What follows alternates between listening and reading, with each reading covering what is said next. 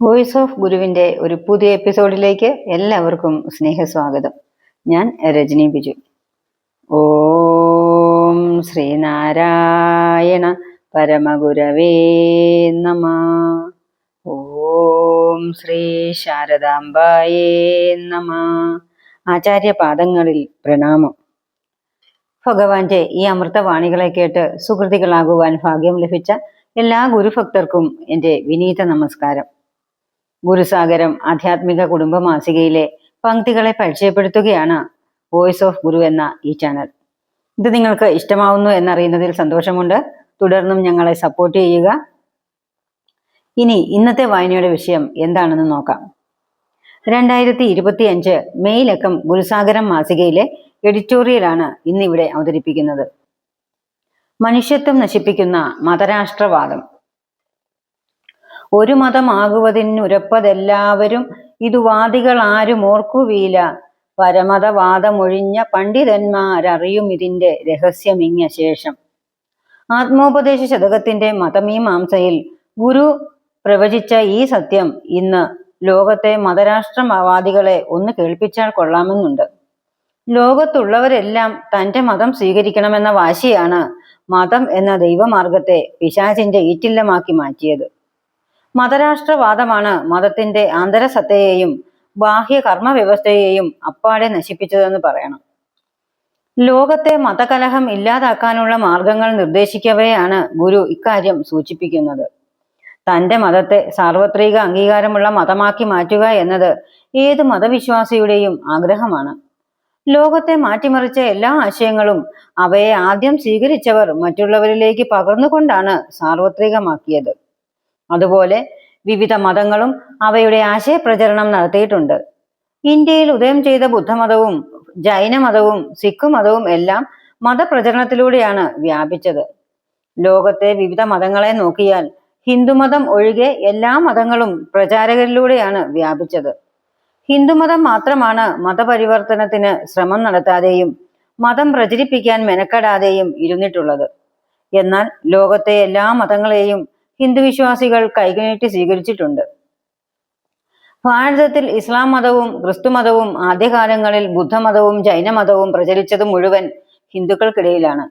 ഇനി പുതിയ ഏതെങ്കിലും മതം വന്നാലും ഭാരതത്തിലെ ഹൈന്ദവരിൽ കുറെ പേർ അത് സ്വീകരിക്കും. മതപ്രചാരകർക്ക് ആരാധനാലയം പണിയാനും കച്ചവടം നടത്താനും സ്ഥലവും സൗകര്യങ്ങളും കൊടുത്ത ഇടമാണ് ഭാരതത്തിലെ രാജവംശങ്ങളുടേത്. ചില രാജാക്കന്മാർ നേരിട്ട് മതം സ്വീകരിച്ച് പ്രചാരണത്തിന് സ്വയം നിന്നു കൊടുത്തിട്ടുമുണ്ട്. രാജാക്കന്മാർ മതപ്രചാരകർക്ക് തന്റെ ദേശത്തെ സ്ത്രീകളെ ഭാര്യമാരായി നൽകി വംശവർദ്ധനവ് നടത്താനും ആനുകൂല്യം ചെയ്ത ചരിത്രം ഭാരതത്തിലും പ്രത്യേകിച്ച് കേരളത്തിലുമുണ്ട്. 18ഓളം പ്രാചീന മതങ്ങൾ ചേർന്ന് ഒരൊറ്റ മതമായി അറിയപ്പെടുന്ന ലോകത്തെ ഏക മതമാണ് ഹിന്ദുമതം.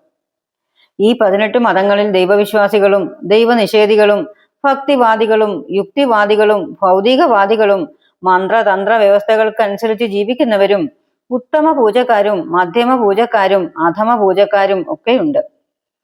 ഹിന്ദുമതം അത്ര വൈവിധ്യമുള്ളതിനാലും വൈരുദ്ധ്യങ്ങൾ നിറഞ്ഞതിനാലുമാവാം ഏതു മതത്തെയും സ്വീകരിച്ച് അതിന്റെ ഭാഗമാകാൻ ഭാരതീയർക്ക് ഒട്ടും മടിയില്ലാത്തത്.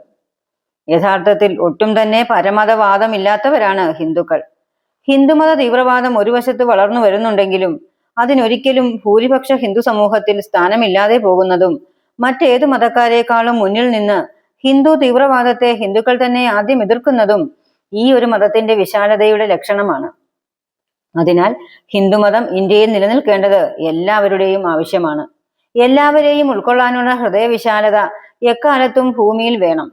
അല്ലെങ്കിൽ പരമതവാദികൾ തമ്മിലടിച്ച് ലോകം ജീവിക്കാൻ കൊള്ളാത്ത ഇടമായി മാറും.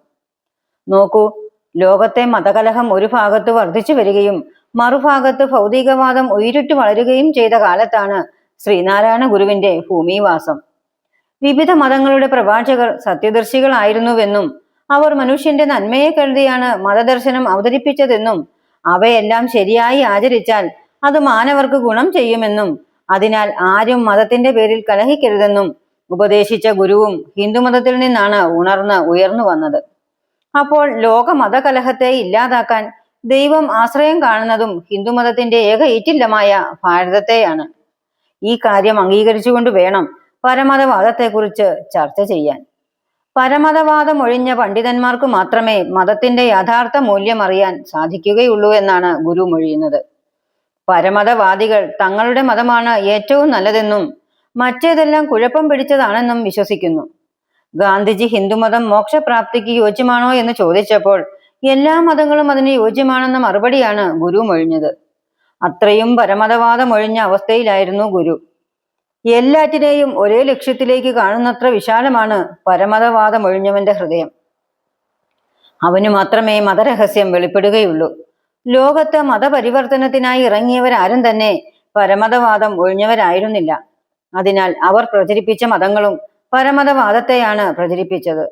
ഒരു മതത്തിന്റെയും യഥാർത്ഥ സത്തയെ മതപ്രചാരകരും മതപരിവർത്തകരും ജനത്തിന് പരിചയപ്പെടുത്താറില്ല. അതുകൊണ്ടാണ് മതം കമ്പനി പോലെയാണ്, പ്രചരിക്കുന്നവരുടെ കഴിവനുസരിച്ച് വലുതായിക്കൊണ്ടിരിക്കുമെന്ന് ഗുരു മറ്റൊരു സന്ദർഭത്തിൽ മൊഴിഞ്ഞത്.